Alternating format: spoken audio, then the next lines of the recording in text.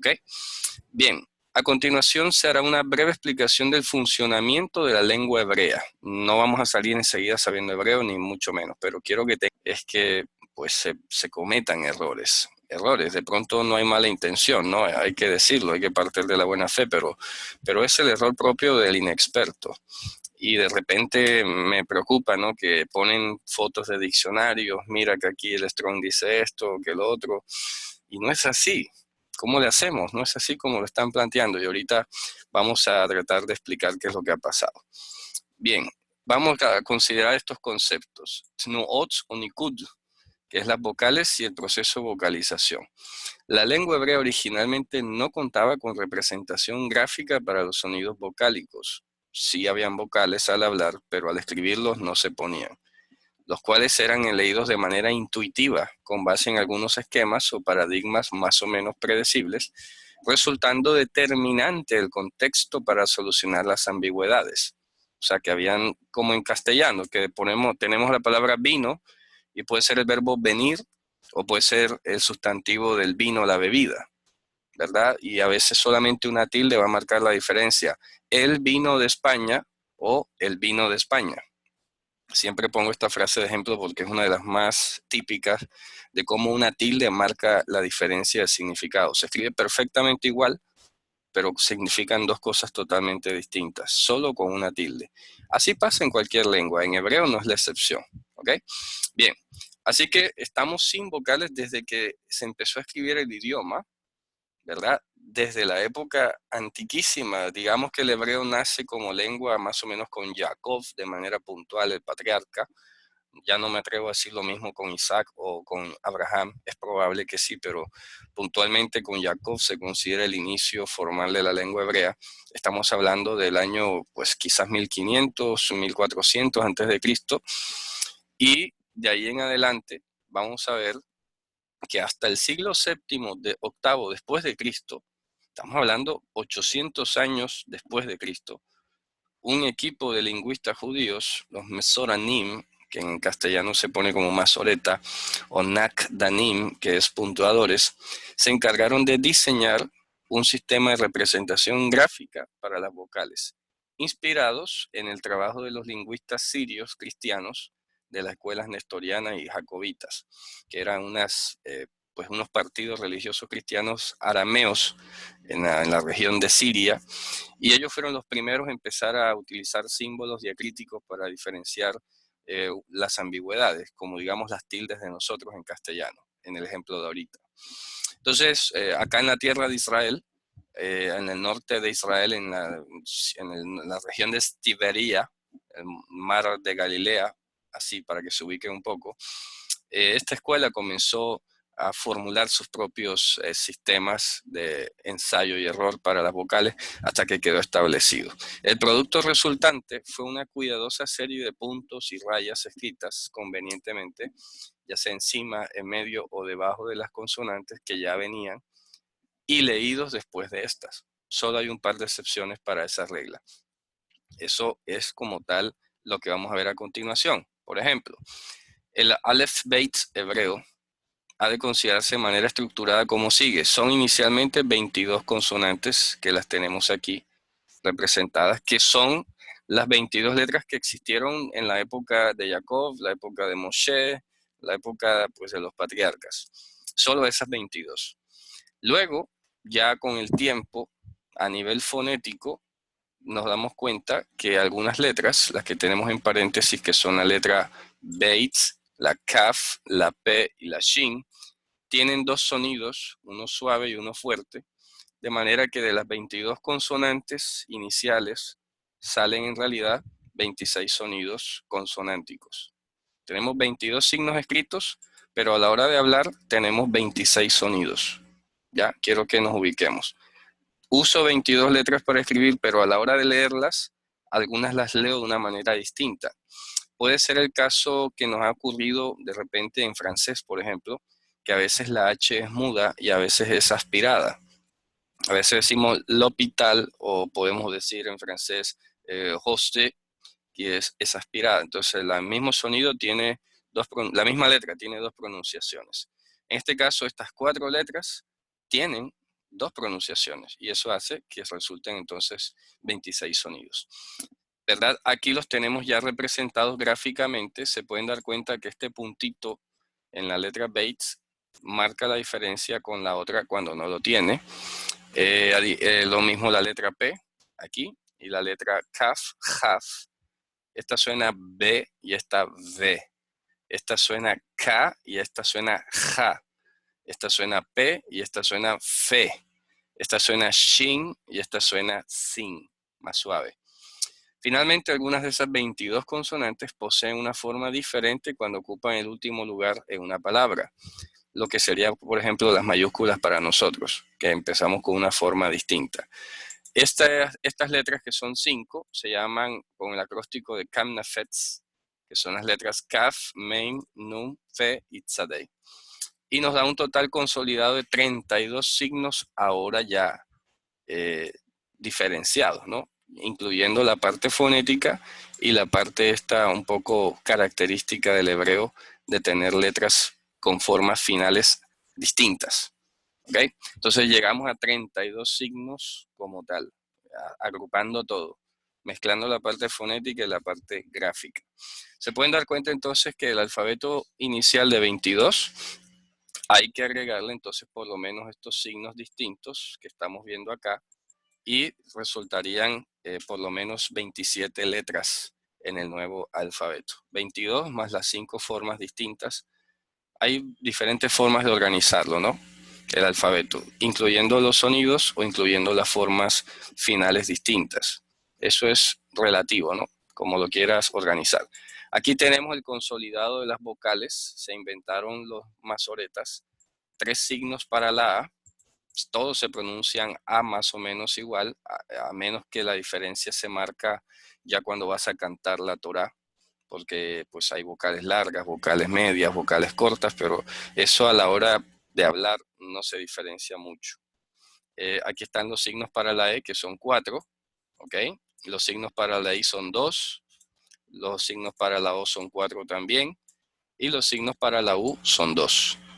Ahí los tenemos. En total son 15 signos vocálicos que tenemos en hebreo y que se utilizaron, repito, para distinguir finalmente, después de una historia milenaria, se utilizaron para distinguir o resolver las ambigüedades entre una palabra y otra. ¿Okay? Así que lo que esto significa para nuestra clase de hoy o nuestra conferencia de hoy es que no hay duda alguna de cómo se pronuncia una palabra en hebreo hoy, por lo menos desde el siglo VIII para acá. ¿Ok? Nadie puede decir con total certeza cómo se pronunciaba determinada palabra antes del siglo VIII. ¿Por qué? Porque no existe evidencia escritural, no existe evidencia arqueológica de cómo se pronunciaba. ¿Ok? No hay forma de saberlo. Tenemos un conjunto de consonantes que se pueden leer de cualquier manera, pero obviamente pues ya eso quedó estandarizado desde el siglo VIII para acá. Así que alguien salga hoy diciendo que conoce la forma de que hace 2000 años se pronunciaba, hace 3000 años, hombre, lo más probable es que esté mintiendo. ¿Me explico? Porque no hay forma, no se puede. El manuscrito hebreo de los más antiguos que hay con vocales es el Keter Aram Tzoba, que se encuentra allá en Israel. Es uno de los documentos más antiguos con el texto masorético, el texto vocalizado. Este texto vocalizado completo más antiguo que se encuentra ahora mismo es el manuscrito B19A de Leningrado, es del año 1010 después de Cristo. Es el más completo de toda la Biblia. Y de ese manuscrito es de donde sale la Biblia hebraica Stuttgartensia, que la tenía por aquí hace poco. Bueno, ustedes la conocerán. La Biblia hebraica Stuttgartensia es el texto básico de base de donde surgen cualquiera de las traducciones en cualquier idioma. ¿Ok? Porque esta Biblia fotografió ese manuscrito de Leningrado que viene con las vocales y de allí lo pasó a edición impresa para nosotros y pues le agregó aparato crítico y discusiones de crítica textual. Bueno, eso allí. De manera que, repito, si lo más antiguo antes del códice de Leningrado es el Keter Aram Tzoba y después, antes de eso no hay otra cosa. hay consonantes solamente, pero no hay signos vocálicos. No los hay. Así que yo me puedo poner a especular cómo se podía leer una palabra o leerla a mi criterio, pero eso va a ser absolutamente subjetivo. ¿Ok? Eso va a ser ya a criterio personal. Yo me puedo inventar cualquier cosa, pero eso no sería serio, no tiene fundamento. Y eso es lo que lamentablemente muchos han hecho. Toman el nombre de Hashem, las 4 letras que vamos a ver ahorita, y comienzan a especular y a divariar y a decir cosas que no tienen cómo demostrarlas. Y aquí vamos a ver toda esta evidencia, ¿ok? Bien, aquí tenemos un ejemplo de cómo se escriben estos signos con las letras. Aquí tenemos los signos de la A, cómo se usan con las consonantes que ya vimos. Aquí están los signos de la E, cómo se escriben debajo. Aquí tenemos los signos de la I, efectivamente también los de la O, y finalmente los de la U. Se pueden dar cuenta que algunos se escriben al lado, otros se escriben debajo, ¿cierto? Y alguno que otro se escribe arriba, como en este caso de la O que estamos viendo aquí. Bien, eso es para que tengamos una idea de cómo se ve la lengua hebrea con todos estos puntitos y guiones que de repente podemos notar aquí en estas imágenes. Repito, no hay duda, si yo tengo signos vocálicos, no tengo ninguna duda de cómo se pronuncia una palabra. Sin vocales, pues llueven las especulaciones, pero ya con signos vocálicos no hay duda alguna. Así que vamos sobre lo que se puede demostrar, sobre el objetivo. Aquí les voy a presentar, por ejemplo, cómo aparecía el nombre de Dios en los manuscritos de Qumran. Los manuscritos de Qumran, ¿qué son? Es una serie de documentos del siglo II antes de Cristo, y como se pueden dar cuenta, solo hay consonantes y no hay vocales. Yo hoy, gracias al texto masorético, puedo leer ese documento. Yo sé que aquí dice, por ejemplo, Tzfilah le David, Aromimecha Hashem Elohai Hamelech, Bevarcha Shimecha Leolam Baed, Baruch Adonai u Baruch Shmo. ¿Por qué lo sé leer? Porque ese mismo texto, que es un salmo, ahora, en el siglo VIII, cuando los masoretas le pusieron las vocales, ya me enseñaron cómo es que se lee. Si no fuese por eso, yo tendría que decir que mi abuelo y mi tatarabuelo y que toda la familia de ahí hasta hace 3000 años vienen pronunciando de una manera la lengua para yo como ponerme a discutir de que eso se pronuncia así o no se pronuncia así. Tendría que tener ese crédito y una evidencia, haberlos grabado, no lo sé, para decir, no, es que mi abuelo y mi familia vienen así pronunciando de toda la vida. Por ejemplo, ¿quiénes pudieran ponerse a discutir sobre esto? Los judíos del Yemen. Los judíos del Yemen tienen una pronunciación muy particular de la lengua hebrea, pero ellos son una colonia judía que en su tradición, cosa que tampoco pueden demostrar de todas formas, pero sí tienen en su tradición una leyenda que dice que ellos llegaron allá desde la época de Salomón. ¿Okay? Los judíos del Yemen tienen una pronunciación muy particular del hebreo y algunas vocales cambian, pero se puede entender perfectamente. Un poquito de entrenamiento, te acostumbras. Por ejemplo, en vez de decir Baruch, ellos pueden decir Boruch, Boruch en vez de Baruch. Y lo mismo sucede con los judíos de Ashkenaz, los judíos que son de Alemania, de Europa Oriental, de Rusia, Ucrania. Ellos también, en vez de decir Shabbat, ellos dicen Shabbos, Shabbos. Pero es la forma dialectal de ellos, que sin embargo no es la oficial en Israel. En el Estado de Israel, por ejemplo, se ha seguido la tradición sefaradí o la tradición oriental, ¿verdad? Que es la que se evidencia en el texto masorético. Esto es claro, eso es así contundente.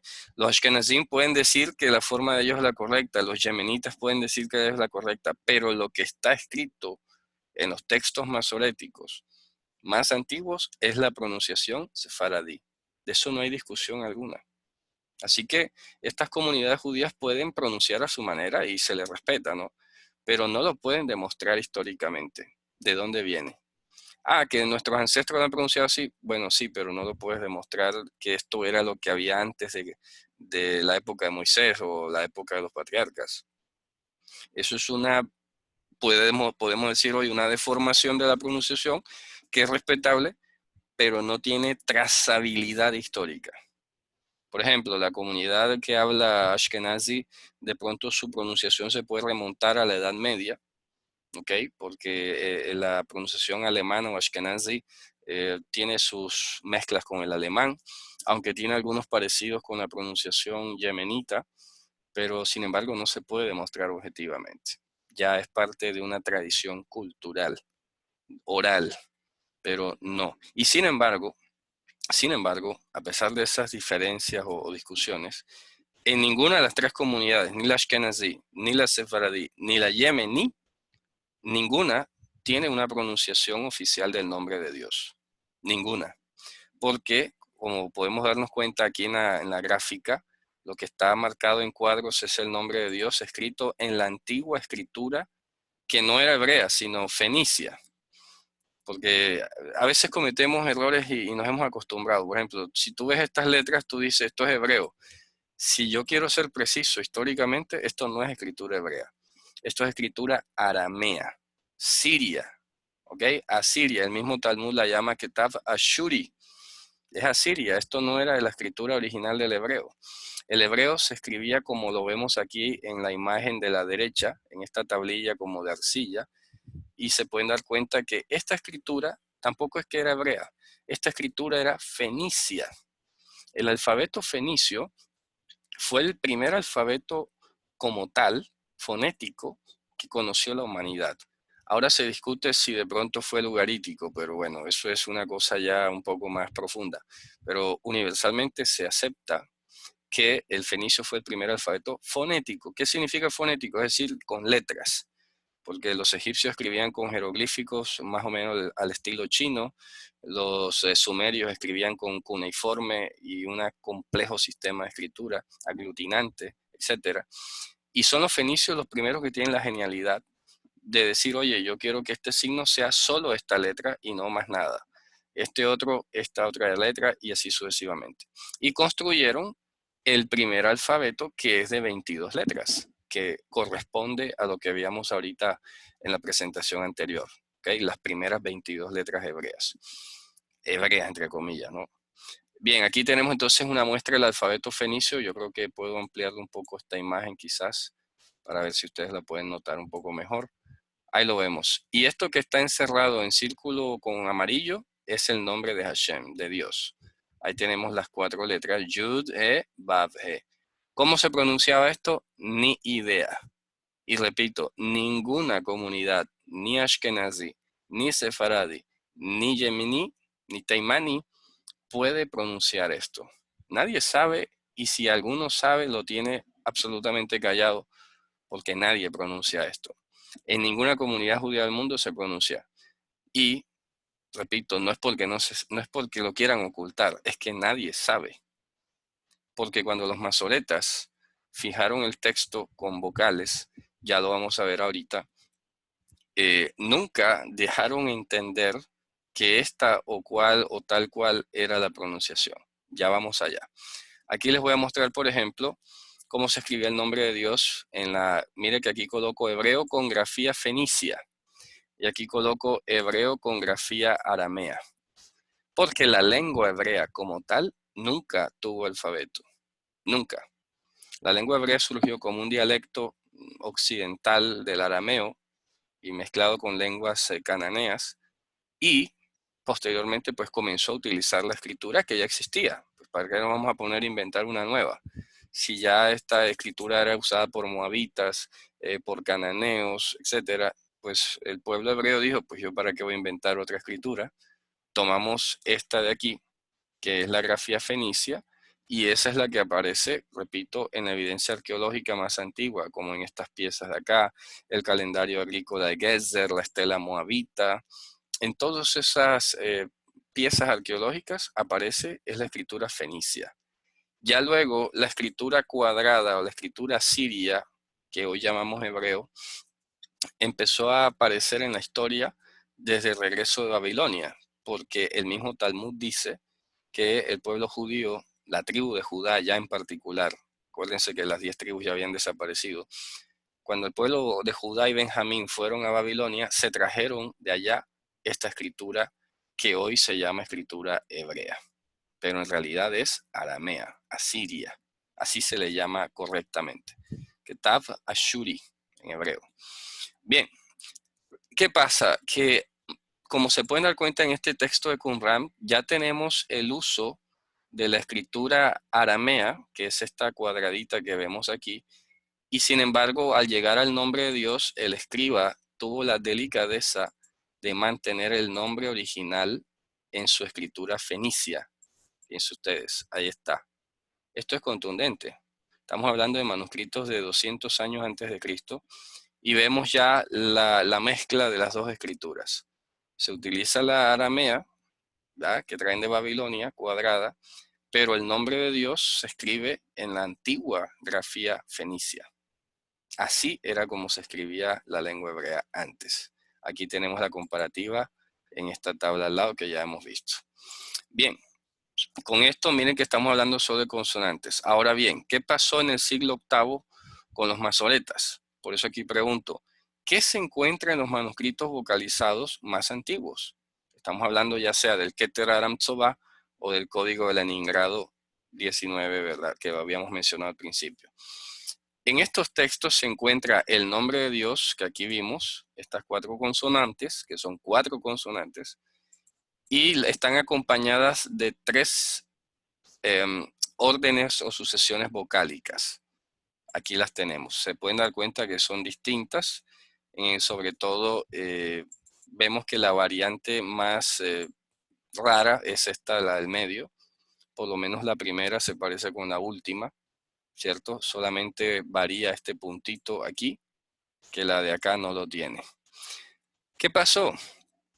Hombre, que los masoretas en el siglo VIII, como no sabían o no se atrevieron o no quisieron, no sé cuál haya sido la razón, repito, o no sabían o no quisieron o no se atrevieron a colocar cómo se pronunciaba el nombre de Dios. ¿Qué hicieron ellos? Lo que hicieron fue utilizar las vocales de la palabra Adonai y plasmarlas o combinarlas con las letras del nombre de Dios. Nunca para decir, oye, esto ahora se pronuncia Jehová, por ejemplo, porque hay un señor que se llama Nehemías Gordon, que está ahora diciendo, pues desde su opinión, que el nombre de Dios entonces es Jehová, ¿ok? Porque él va a un manuscrito, por ejemplo, el Keter Aram Tzobá, y te muestra, sí, mira que aquí tiene O, A. ¿Por qué es E y no A como en Adonai? Se estarán preguntando. Se pueden dar cuenta que la vocal original de la letra Aleph es una E, ¿verdad? Estos 2 puntitos que están aquí. Y sin embargo, por ser la Aleph una consonante gutural, no se puede pronunciar, no se puede escribir esa E y por lo tanto se acompaña de una A. Luego, si yo traslado estas vocales a una letra que no es gutural, ya ahí sí puedo dejar solamente la E. ¿Okay? Miren que aquí podemos verificar que esa es la E. Aquí la tenemos, miren la E, que es una, miren que debajo de la Aleph no se escribe. Debajo de las letras guturales no se escribe. Aquí está otra gutural, ¿verdad? No se escribe. Y en este caso, en las formas finales tampoco. ¿Qué pasa? En estas guturales como Aleph y Ayin, no se suele escribir la vocal Shba. Y por lo tanto, aquí en el nombre de Dios, pasa de ser una A como en Adonai, por culpa del Aleph, y aquí sí aparece la E. ¿Qué pasa? Que algunos entonces han salido a pronunciar como Jehová. Y a mí, pues en cierto modo, si yo tuviera enfrente al señor Nehemías Gordon, yo lo confrontara y le diría, bueno, ¿usted por qué está diciendo eso? Está como engañando o confundiendo a la gente, ¿ok? Sí, ahí dice eso, pero usted debe saber, como arqueólogo que dice ser, que eso no se pronuncia así. Nunca se ha pronunciado así, porque entonces yo puedo mostrar otros pasajes del mismo código Keter Aram Tzobá y decir que el nombre de Dios entonces es Jehoví, porque también sale esta vocalización. Sale y eso no se puede negar. Entonces yo no puedo ser tan parcial de decir, mira que en este pedacito dice Jehová y oculto el otro donde dice Jehoví. No puedo ser así. Eso ya sería como tendencioso, ¿no? Esta tercera forma que es la de quizás la más abundante de la que sale en la Biblia, pero que nadie menciona, daría para pronunciar entonces con ese criterio Yesva, por ejemplo, Yesva. Aquí voy a colocar como un contrasentido, vamos a ver, para que no se piense que es igual, de pronto no es correcto.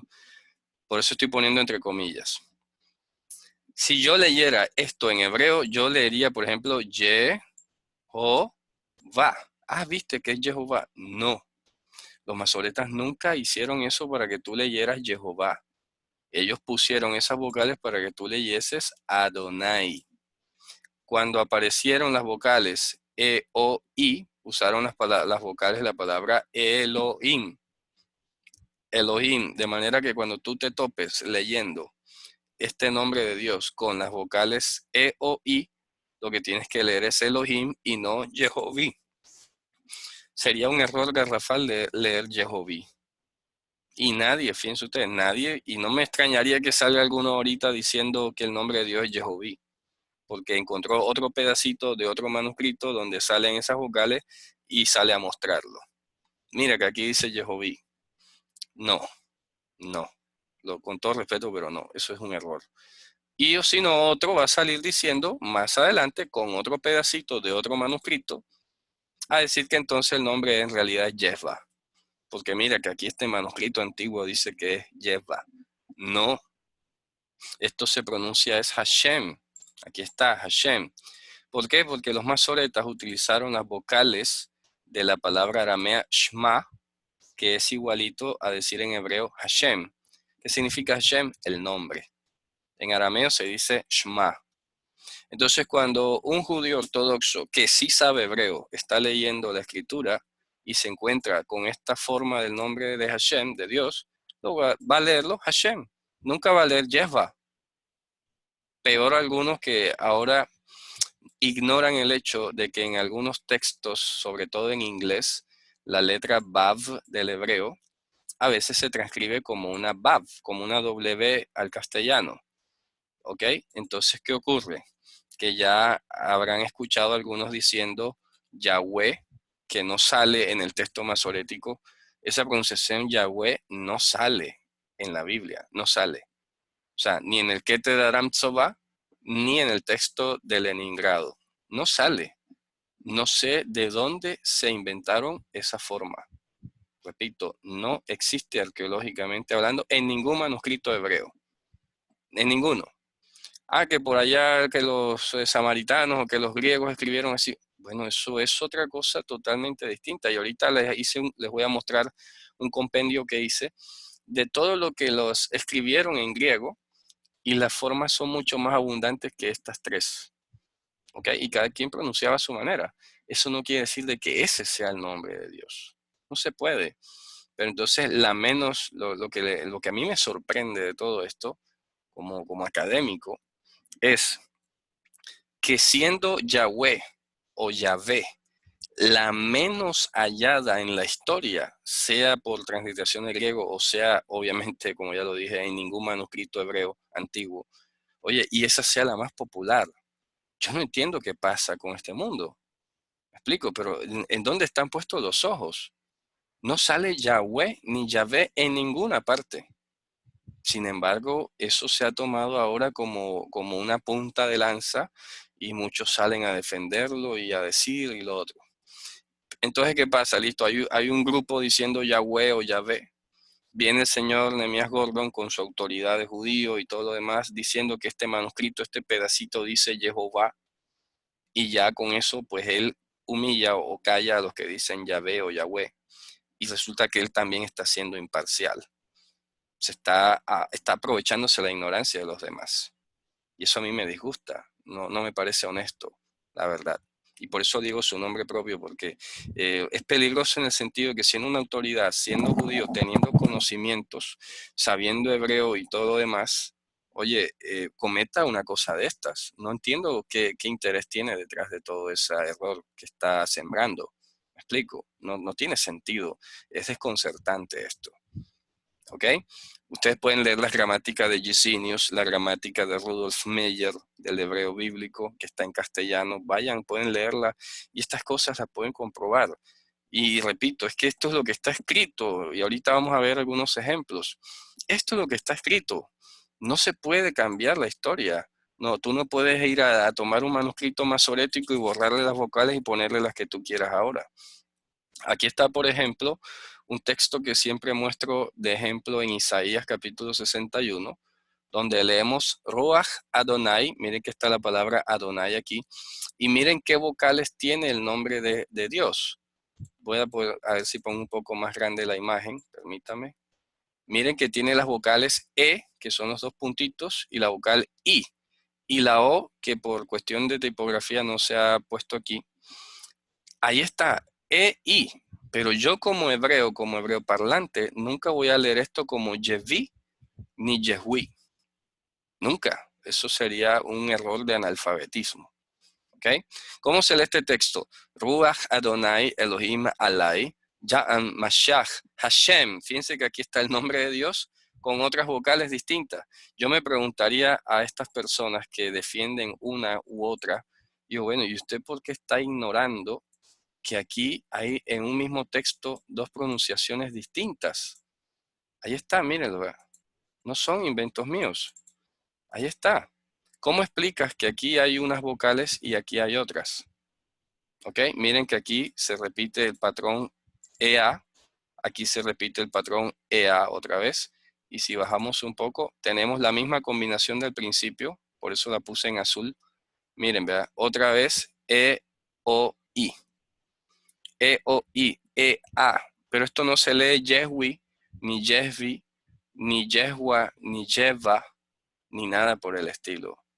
Esto se lee Elohim, esto se lee Hashem, Hashem, Hashem. Todo lo que está en rojo se lee Hashem. Y lo que está en azul, acá, se lee Elohim. Ruach Adonai, Elohim, Alai. Ya'an Mashach, Hashem oti. Levaser Anabim, Shlahani, Lahavosh Lanishbarei Lev. Likro Lishbuyim Deror, Belasurim Pekach Koach. Lasurim Pekach. Ese es el texto que leyó nuestro Señor en la sinagoga de Nazaret en Lucas 4:16, cuando dice que le dieron el libro y él abrió el rollo y encontró el lugar donde decía esto. Esto es impresionante.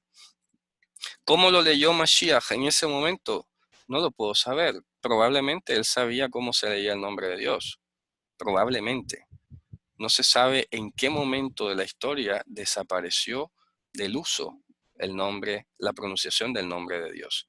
Se dice, por ejemplo, que el sumo sacerdote lo pronunciaba una vez al año cuando entraba en la fiesta, en la cita de Yom HaKippurim, y ya al final decía, pues Israel, tus pecados te son perdonados, reconciliados, y invocaba el nombre de Hashem, ya, de Dios. Pero no se sabe cómo pronunciaban. No se sabe, yo no puedo salir ahora a inventar que él decía era Yahvé o Yahweh. Eso yo no lo puedo demostrar. Nadie lo puede demostrar. Lo que objetiva y arqueológicamente se puede demostrar es que el nombre de Dios tiene a corte de hoy 3 formas de vocalización y ninguna de estas se va a leer, como ya hemos dicho, ni Jehová o Jehová, ni Jehoví o Jehoví, ni Yehva o Yehua. Y lo irónico es que, repito, insisto, la menos aparecida de todas, que es Yahvé o Yahweh, esa es la más famosa. Y es la que menos evidencia arqueológica tiene. Eso es impresionante. Aquí les voy a mostrar otro texto que es una foto de la Biblia hebraica stuttgartensia, del libro del profeta Malaquías. Y aquí tenemos el nombre de Dios escrito con las vocales EA. Aquí lo tenemos ampliado, EA. Y abajo lo tenemos con EOA. EOA, aquí lo tenemos. EOA. Miren, ahí está. ¿Cómo explica alguien que el mismo nombre tenga dos vocalizaciones distintas? ¿Por qué va a decir que entonces la pronunciación es Jehová y no Yehva, por ejemplo? ¿Por qué? Si aparece en el mismo texto bíblico. Esa no es la explicación. Eso no pretende ser una pronunciación del nombre de Dios. Lo que está diciendo el lector es, pronuncia aquí de esta manera y pronuncia acá de esta manera, pero no creas que ese es el nombre de Dios. Así no se pronuncia. Te estamos diciendo es cómo deberías pronunciarlo aquí, por temas de cántico, por tema de rima, por tema de extensión de la consonante o lo que sea al momento de cantar. Pero esto no es porque el masoreta te esté diciendo, mira, que se pronuncia así. Lo curioso de todo es que de esta forma, Jehová, que ahora algunos tratan de defender, de aquí es de donde salió el castellano Jehová. Porque resulta que en el castellano antiguo, voy a hacer la comparación acá, de Jehová, el castellano antiguo, la J era una I. Entonces el castellano antiguo escribió Jehová. Esto se pronunciaba Jehová. Así que el mundo hispano debería hoy estar diciendo por lo menos, Jehová. Jehová. ¿Ok? Pero en el siglo XVIII, la lengua castellana hizo una reforma ortográfica y miren que lo que era una vocal, que era la J o iota, entiéndase, iota, sería Jehová, ahora quedó siendo nuestra J. Y peor, se desvió todavía más el nombre. Y además que en hebreo tenemos 4 consonantes que son la Y, H o Yud, He, Vav, He, ¿ok? Y fíjense que en castellano ya le quitaron una H. Ahora escriben Jehová sin la última H. Hombre, deberían tener un poco de consideración y por lo menos no quitarle la H al final, ¿no? Y poner una Y aquí. Pero no, ahora tenemos Jehová. Ni siquiera el nombre Jehová está representando las 4 letras originales del hebreo. Ni siquiera. O sea, ya de por sí tiene ese defecto. Otra cosa, que la J no era J, era una Y, Jehová, Jehová, y sin embargo hoy se dice Jehová.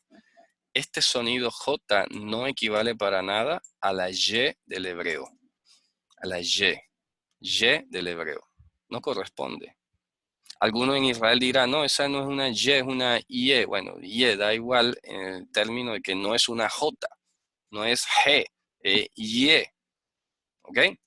Entonces, fíjense, Cipriano de Valera, cuando tradujeron la Biblia al castellano en el 1500 y pico, ellos escribieron, cuando encontraron este nombre de Dios, pensaron, no sé, se me ocurre a mí pensar que ellos se imaginaron que ese era el nombre de Dios. Lo que yo todavía me pregunto es qué pensaron ellos si en verdad leyeron la Biblia en hebreo. ¿Es que no se dieron cuenta acaso de que habían otras 2 formas del nombre de Dios con vocales? ¿Qué pasó allí? Ahí yo me pierdo en la historia, no termino de indagar o de saber qué hicieron ellos cuando vieron que el nombre de Dios tenía otras vocalizaciones. ¿Por qué ellos tomaron la decisión de imponer que esta pronunciación Jehová o Jehová fuese el nombre de Dios, cuando por lo menos habían otras 2 alternativas? ¿Qué criterio utilizaron? ¿Ok? No hay forma de saberlo, tendríamos que preguntarles a ellos. Ojo, repito, si fue que leyeron la Biblia en hebreo. A mí me da la impresión que no. Me da la impresión que no. Por ese hecho, a mí me late que ellos tomaron fue del griego o del latín quizás, y habría que preguntarle a Jerónimo, ahorita lo vamos a ver, qué pensaba él del nombre de Dios cuando tradujo la Vulgata y todo esto. Y sin embargo, repito, nada da sustento a que se diga ni Jehová, ni Yahvé, ni Yahweh. No se puede. Es lingüísticamente incorrecto y arqueológicamente insustentable. No se puede. ¿Ok? Repito, entonces el nombre de Hashem, de Dios, no se sabe cómo se pronuncia. Hasta ahora el Estado de Israel ni el mundo judío ha publicado la forma arqueológica y evidenciable de cómo se pronuncia. Claro que si tú le quitas las vocales puedes hacer fiesta, ¿no? Cualquiera puede pronunciar lo que quiera, pero no va a pasar de ser una mera opinión subjetiva. Y eso no creo que tenga valor o tenga sentido. Por eso es que surgen tantos diciendo tantas cosas, ¿no? Bien, ahora el nombre del Mesías, que es otro tema igual de polémico. Ya con todo lo que hemos visto, ¿verdad? Vamos a analizar algunos hechos puntuales también, históricos, ahí, objetivos, que nadie puede venir a decir otra cosa. Primero, el nombre que aparece en los manuscritos griegos del Evangelio es este que tenemos acá, que al transliterarse al castellano queda como Jesús. Jesús, fíjense que en inglés dicen más o menos como Jesus, ¿ok? Jesús. Así lo pronunciaban los griegos. ¿Por qué? Porque el alfabeto griego es tan particular que no posee como 5 sonidos hebreos, y casualmente esos 5 sonidos hebreos que no posee el griego son los que varios de ellos hacen parte del nombre del Mesías en hebreo, ¿no? Entonces, esto es impresionante. Vamos a ponerlo un poco más amplio por acá. A ver si ahí se puede ver un poco mejor. Entonces, esta es la forma griega del nombre que sale y que se pronuncia como Jesús. Ya se podrá imaginar entonces cómo el mismo error de cambiar la I por J es lo que nos ha puesto a decir ahora en castellano Jesús. Por lo menos deberíamos decir Jesús o Jesús, así, porque así es en griego, Jesús. Culpa de los traductores castellanos, bueno, ni de ellos. Culpa de la Academia de la Lengua Castellana, que en el siglo XVIII se le ocurrió hacer esta reforma ortográfica. Oye, y lo más raro es que si vamos a hacer un cambio de fonética o del valor de un signo, pues corrijamos todas las ortografías, ¿no? Corrijámoslas todas. Hoy deberíamos estar diciendo entonces Jesús, así como se dice en griego, pero no, terminamos diciendo fue Jesús. Esta misma grafía, Jesús, ¿ok? Jesús, figura exactamente igual en la traducción griega del Antiguo Testamento conocida como Septuaginta. Así, igualita. ¿Ok? O sea que ya hay alguien allá en el Antiguo Testamento que se llamaba en griego Jesús. ¿Ok? Ya antes de este Jesús nuestro, ya antes alguien se llamaba así en el Antiguo Testamento. Vamos a ver de quién se trata. Cuando se revisa la Septuaginta se puede constatar, verificar, que la grafía Jesús se empleó para 2 formas hebreas de un mismo nombre, sea Yeshua, aquí lo tenemos en hebreo, Yeshua, ¿ok? Yeshua, o su forma ampliada que es Yehoshua, que es la más larga que tenemos aquí. Ahí dice Yehoshua, lo podemos leer por letra, Yehoshua,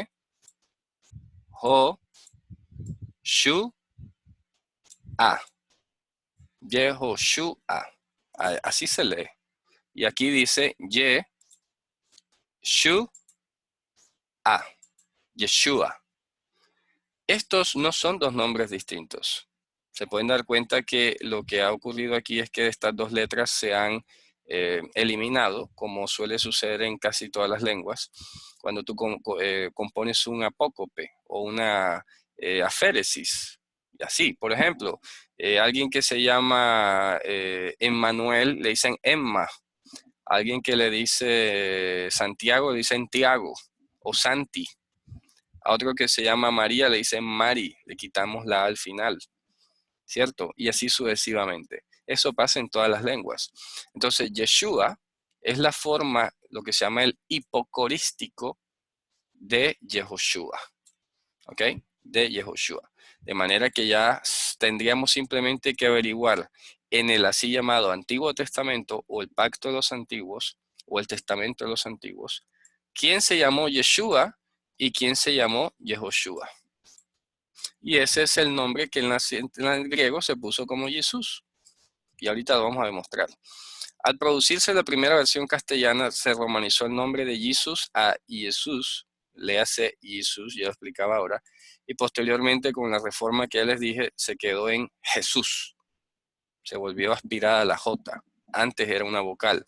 Por eso es que en minúscula todavía le ponemos el puntito. Ese puntito no es ganas de adornar la letra, es que esa era la I. Antes, esa era la vocal. Solo que ahora se volvió una consonante. Fíjense ustedes. ¿Qué pasa? Hay que decir, por ejemplo, que esta A de Yehoshua o de Yeshua, según algunos comentan, ¿no? Puede ser. Ahí hay forma de decir puede ser. No estoy convencido, puede ser. Algunos dicen que esta A del final no existía en la antigüedad. O sea que el nombre originalmente se pronunciaba Yeshu, pero con la letra Ayin al final. Yeshu. Lo que pasa es que la letra Ayin que tenemos aquí sombreada es una consonante gutural y tiende a sonar como una G en la garganta muy abajo, de manera que al oído es muy difícil captarla. Yeshu, Yeshu, Yeshu. No sé si alcanzan a percibir una especie de sonido aquí en la garganta, ¿no? Yeshu, Yeshu, Yeshu. Resulta que con el tiempo, según se dice en las gramáticas hebreas, cuando esta consonante empezó a desaparecer de la ortografía, los masoretas dicen, se inventaron la vocal A para obligar la escritura de la letra. Así que por eso algunos en hebreo moderno simplemente dicen Yeshu, pero eso es otro error.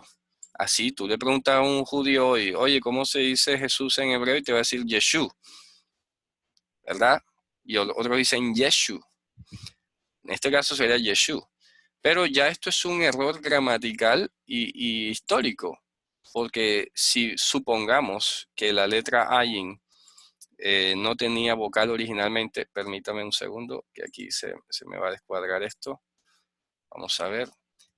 Voy a deshacerlo acá primero y le voy a quitar la vocal que tiene aquí. Supongamos que alguien demuestre que en el hebreo antiguo no había esa A. No obstante, yo simplemente tendría que borrarle de aquí y decir Yeshu. Pero, miren, dejaría el apóstrofe, que equivale a la simbología o la representación de la letra Ayin. Pero si yo le quito la Ayin a este nombre, ya estoy cambiándole o dejándolo sin significado. ¿Por qué? Porque le estoy perjudicando su raíz. La raíz del nombre Yeshua son las letras Yud, Shin y Ayin. Esa raíz Yesha o Yasha significa salvar. ¿De acuerdo? Salvar. Salvar, la raíz de salvar. Entonces, yo tengo que, pues eso es una discusión que no termina, ¿no? Repito, no termina. De manera que yo mientras tanto me quedo con lo que se puede mostrar literariamente, arqueológicamente. Si hay algunos que opinan que antes no existía, puede ser, pero eso no da, repito, para suprimir la vocal A de la letra Ayin, perdón, del nombre original Yeshu o Yeshua. No puedo hacer eso, eso ya sería un sacrilegio suprimir una letra de un nombre. ¿Ok? Porque ya le estás dejando sin significado. Yeshu en hebreo no significaría nada. O Yeshu, como dicen algunos. En hebreo moderno, Yeshu o Yeshu no significa nada. Por lo menos Yeshua ya te asocia con la idea de salvación. Y si vamos más allá, se pueden dar cuenta que la forma Yehoshua es todavía más específica. Porque este prefijo Yeho, que indica el nombre de Dios, se ha fusionado con la raíz Yasha y ha dado como origen al nombre Yehoshua. Por eso yo prefiero decir Yehoshua, porque sin duda alguna está diciendo que es Adonai, Dios, la salvación. ¿Ok? Voy a tratar de representar esto para que vean el ejercicio, cómo se desarrolla esta transformación. Aquí tendríamos el nombre de Dios, permítame poner el teclado en hebreo. Aquí tendríamos el nombre de Dios y le vamos a sumar la raíz salvación, ¿cierto? Ahí le vamos a sumar la raíz salvación o la palabra Yeshua, que es la salvación en hebreo. El verbo yasha sería salvar y el sustantivo Yeshua sería la salvación. ¿Qué pasa? Que a la hora de yo sumar el nombre de Dios, sea con el verbo salvar o con el sustantivo salvación, lo que vamos a ver es que esta letra Hey se suprime, ¿cierto? Vamos a totalizar aquí qué es lo que ocurrió.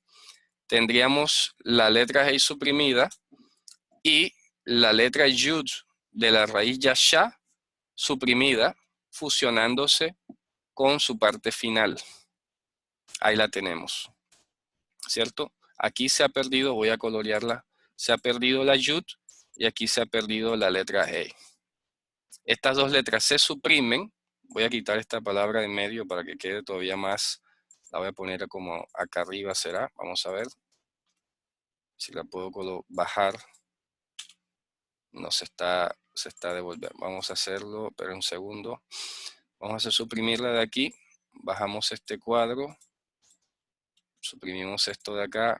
extendemos, a ver si logro ponerla al final. Voy a ponerla más bien al final aquí, para no complicarnos.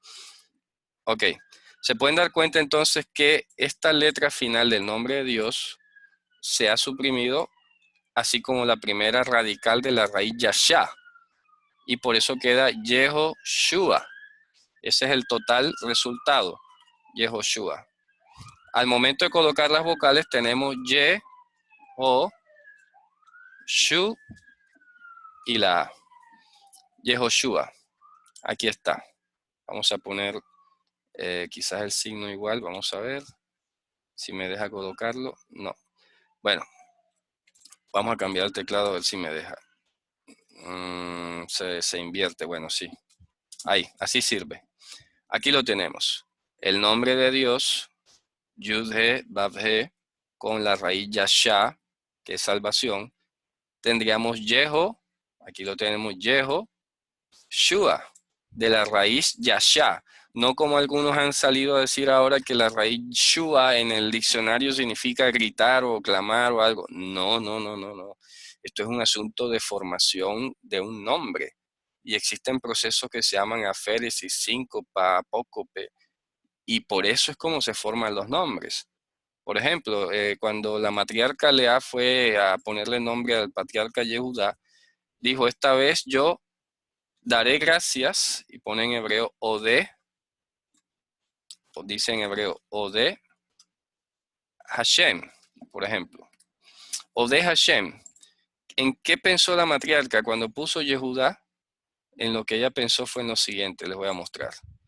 Suprimió la letra Aleph, voy a colorearla, la suprimió, y suprimió la letra Hey final. La suprimió. ¿Qué quedó entonces? Yehuda. Aquí está. Voy a colocar como en otro color para que veamos cuál quedó siendo cuál. Entonces se dan cuenta que la letra Vav, voy a ponerla como en morado para que vean que es la letra fusionada. Vamos a ver, la letra fusionada. Aquí la tenemos, ¿cierto? Y la terminación da, voy a colocarla con naranja quizás, vamos a ver. Sí.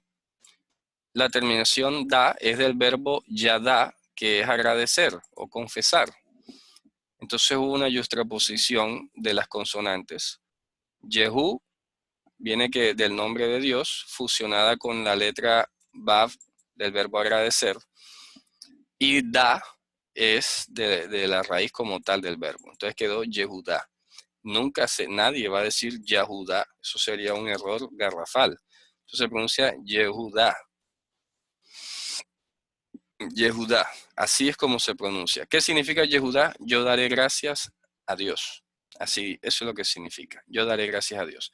Entonces, Yehoshua, en este caso, significaría Hashem, Dios, es la salvación. ¿Ok? Hashem o Dios es la salvación. Voy a tratar de ponerlo un poco más pequeño para que quepa allí. Listo. ¿Se dan cuenta? Esto es como opera la lengua hebrea. Así es como funciona. Y listo, así es como se escribe. Tú vas a cualquier manuscrito hebreo, sea antiguo con vocales, y vas a encontrarte que allá aparece sin discusión alguna las vocales E-U-A de Yehuda. Nadie en ningún manuscrito antiguo puso Yahudá. Nunca. Ahora hay algunos atrevidos que salen a decir que por eso es Yahudá de aleluya. Eso no tiene nada que ver, por Dios. A mí me perturba que la gente invente tantas cosas. No puede ser. Eso de aleluya no tiene nada que ver con esto. Esto es otro proceso formativo del idioma, de dos palabras separadas en una. Se producen fusiones, se pierden sonidos, se fusionan sonidos. Eso pasa en cualquier idioma. ¿Ok? Pasa en cualquier idioma. En cualquier lengua fusionamos dos términos y queda uno solo. ¿Cierto? Pero ¿qué pasa? Que la gente ahora inventa y sigue inventando y no sé detrás de qué, la verdad. Es preocupante, ya eso me suena como alguna desorden mental, ¿verdad? Que la gente, existiendo la prueba arqueológica escritural, se ponga a inventar tantas cosas nuevas. Aquí les voy a dar un ejemplo, miren. El nombre Yehoshua se puede escribir también con esta otra U y no marca ninguna diferencia. Se pueden dar cuenta que se escribe así de largo o así de corto o más corto todavía como Yeshua. ¿Ya? ¿Dónde aparece? Esta forma, Yehoshua, sale en Deuteronomio 3:21 y el texto griego pone Yisu, o en este caso Yisi porque está declinado, pero es la misma forma el nombre de Jesús. Dice Keto Yisu en etilamin y en hebreo dice Veet Yehoshua Tziveiti. Ahí está. Si vamos más claro, aquí dice Yisu, miren, Yisu, y pende Moisés tu Yisu. Le dijo Moisés a Jesús. Pero aquí en Éxodo 17:9 dice en hebreo, Vayomer Moshe el Yehoshua, Behar lanu anashim betzei lahem b'Amalek. Fíjense ustedes.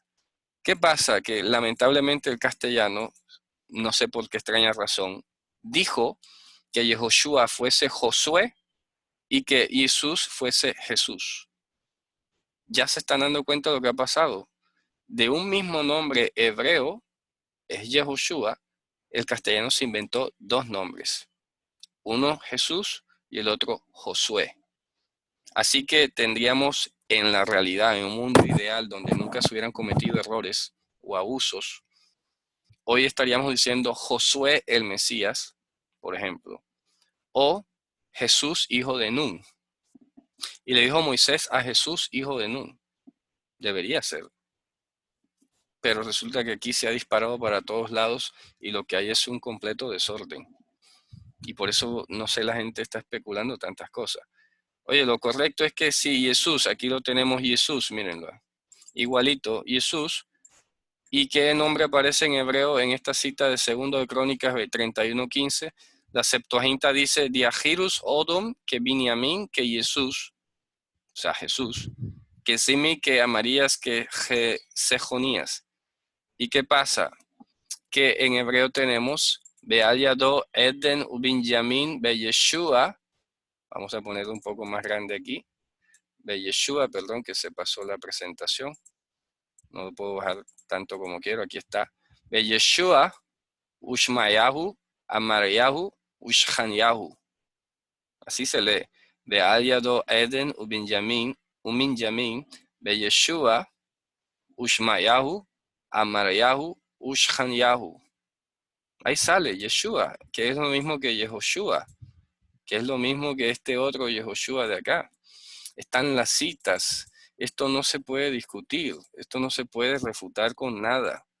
Esta es la realidad objetiva y escritural que existe. El nombre griego Jesús se empleó para correspondencia del hebreo Yehoshua o Yeshua.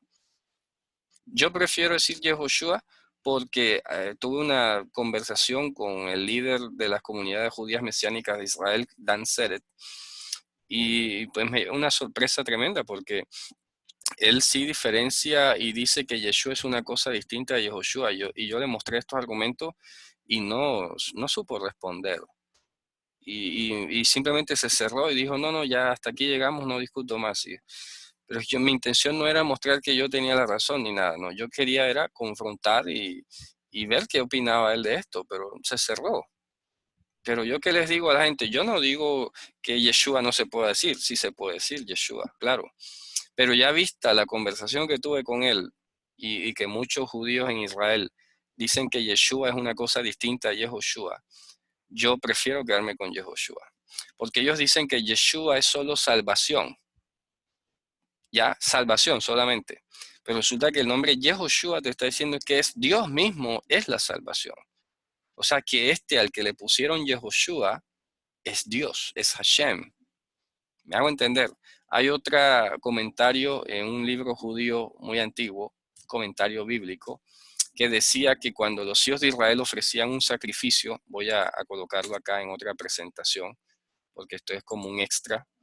Me avisan si me estoy extendiendo, pero bueno, yo me emociono mucho. Aquí tenemos el nombre de Dios, por ejemplo, y en este comentario se decía que 3 de esas letras, en sentido figurado, ¿no?, descendían del cielo cuando los hijos de Israel hacían un sacrificio. y arriba se quedaba solamente una letra. Voy a colorearla aquí. Esto es muy pedagógico, ¿no? No se lo van a tomar tan a pecho. Es una enseñanza muy pedagógica. Estas 3 letras se dice que descendían al sacrificio. Y cuando el sacrificio era acepto, entonces las letras volvían a subir y se reunían otra vez con la que había quedado arriba. Entonces es muy hermoso ver que estas 3 letras están presentes en el nombre de Yehoshua, por ejemplo. Y dado el contexto de su sacrificio, del corbán que realizó, de la ofrenda de su cuerpo, para mí todavía me da mucha más razón de peso para irme por Yehoshua, enfatizando estas 3 letras que descendieron, y muy pedagógicamente, que es la presencia de Dios mismo aquí en sacrificio. ¿Ok? Y ese sacrificio de Hashem trajo la salvación, la Yeshua. ¿Me hago entender? Por eso tiene un plus más decir Yehoshua que Yeshua. ¿Se puede decir Yeshua? Sí, se puede decir. Pero aunque digas Yeshua, tienes que tener presente que no es solo salvación, como algunos han dicho. Yeshua es la misma forma de Yehoshua, solo que corta, y Yeshua no puede dejar de significar que Dios es la salvación. Así, Dios es la salvación. Fíjense ustedes. Esto es lo hermoso. Entonces, por esa razón, ¿sí? ¿Me escucha, More? Sí, sí. ¿Podríamos dar un chance en este momento para si alguien tiene alguna pregunta? Sí, claro, claro, cómo no, con gusto. ¿Alguien tiene alguna pregunta sobre el nombre? Hermanos, ¿alguna pregunta? ¿No tienen ninguna pregunta ninguno? Bueno, del nombre de Dios. Bueno, parece que todo está claro. Bueno, Espero espero que sea así, ¿ah? Ya vamos a terminar. ¿Tiene alguna pregunta, hermano? Sí, hermano. Okay. Ya ves. ¿Tiene alguna pregunta? Ok. Ah, bien, pues vamos a continuar, More. Bueno, perfecto, cómo no, ya vamos a terminar. Después de esta explicación, yo les estoy diciendo por qué prefiero decir Yehoshua que Yeshua. No tengo problema ninguno en decir Yeshua. Ni siquiera tengo problema en decir Jesús o Jesús. Pero, hombre, dada la riqueza mental, espiritual que para mí representa el nombre Yehoshua, y dado que es evidente que se usó el mismo nombre del Salvador en griego para decir Yehoshua, el mismo nombre que sale en el Nuevo Testamento, a mí no me queda ninguna duda. Y en cuanto a mi preferencia y en cuanto a la profundidad de lo que significa decirlo y escribirlo. ¿Ok? Tenemos nada más y nada menos que el pan que descendió del cielo, ¿verdad? El maná. Aquí lo tenemos representado en estas 3 letras iniciales. Ese es el plus que tiene decir Yehoshua como tal. Ahora ya para terminar, aquí les voy a mostrar los diversos escritores antiguos usaron grafías distintas para el nombre de Dios en griego. A este respecto, la Enciclopedia Católica indica algunas. Por ejemplo, Diodoro de Sicilia escribió Yao. O sea que si alguno encuentra un manuscrito de Diodoro, dice, mira que se pronuncia Yao. No.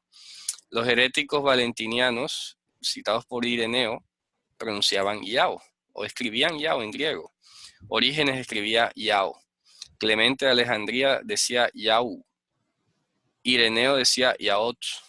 Porfirio decía Yeu, Yeuo. Epifanio decía Yabe o Ya. Pseudo Jerónimo decía Yaho. Y Jacobo de Edesa pronunciaba Yehye. Fíjense ustedes. Yehye. Ahí está. Y los samaritanos, según Teodoret, pronunciaban Yahbe. Fíjense ustedes.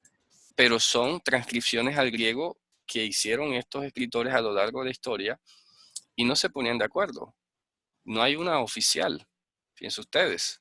¿Ya? Y esta transcripción es tardía. No es que los samaritanos nunca alguna vez hayan pronunciado Yahvé. Eso es como el que fue allá escribió abusando o pensando otra cosa, quién sabe, pero no, los samaritanos al día de hoy en Israel no pronuncian el nombre de Dios tampoco.